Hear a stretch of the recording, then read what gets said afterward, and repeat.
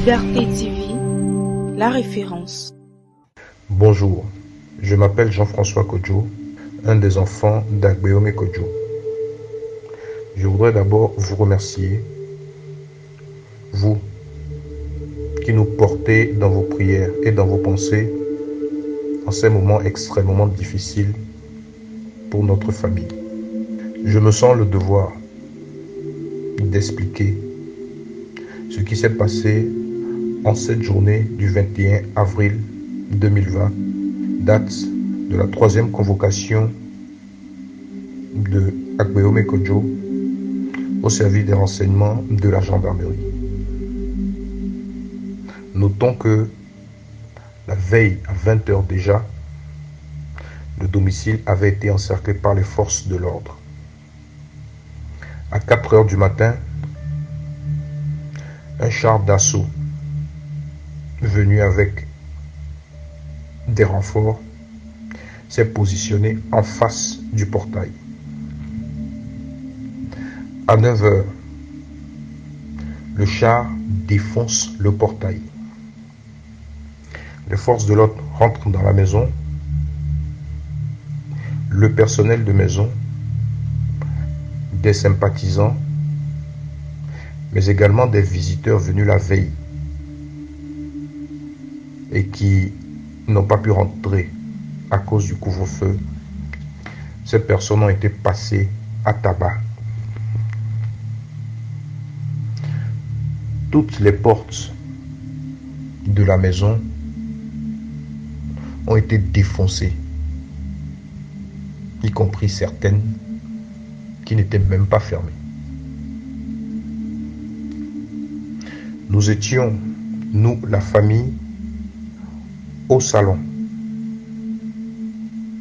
avec Monseigneur Podro. Nous étions en prière et pouvions entendre des cris de détresse, des cris effroyables, des personnes qui étaient frappées. Au bout de quelques minutes, les forces de l'ordre arrivent au salon. Et nous leur avons dit d'entrée de jeu que nous n'opposons aucune résistance à leur intervention. Malgré cela, nous avions été molestés, brutalisés, menottés au dos, jetés par terre. Je pense que aucun homme, aucun être humain n'est configuré pour voir sa famille molestée, brutalisée de la sorte, sous ses yeux. Une violence qu'il m'est difficile de vous décrire. Nous avons été emmenés à la devanture de la maison, toujours menottés, jetés à même le sol, sous le soleil, entassés comme du bétail et parfois piétinés.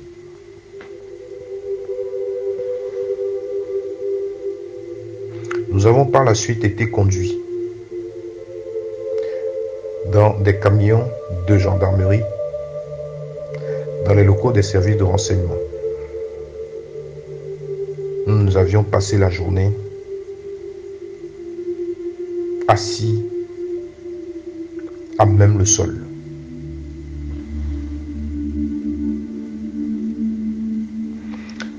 Nos effets personnels ont été saisis. Des procès-verbaux également, des documents, divers objets. Toute l'intervention a été filmée par les forces de l'ordre. Quel est notre crime? D'abord nous, sa famille. Est-ce celui d'être une femme, un fils, une fille, un frère ou une sœur d'Agbeome Kodjo? Un homme qui lutte pour la vérité, qui lutte pour ses convictions, et lui-même Agbeome Kodjo.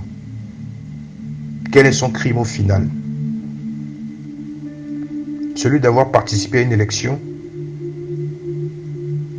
et d'estimer en avoir été le vainqueur, élément à l'appui. Celui de s'être vu remettre un drapeau lors d'une célébration religieuse.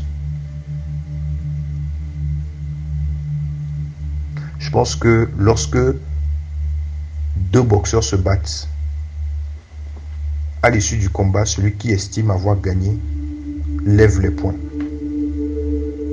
avant même la décision du jury ou de l'arbitre. Ce n'est pas pour autant qu'on lui retire sa licence professionnelle. Ça fait partie de l'esprit d'une compétition. Des collaborateurs d'Agbeome Kodjo, des gens qui ont participé, aidé à sa campagne, ont été enlevés nuitamment. D'autres sans nouvelles de leur famille jusqu'à ce jour.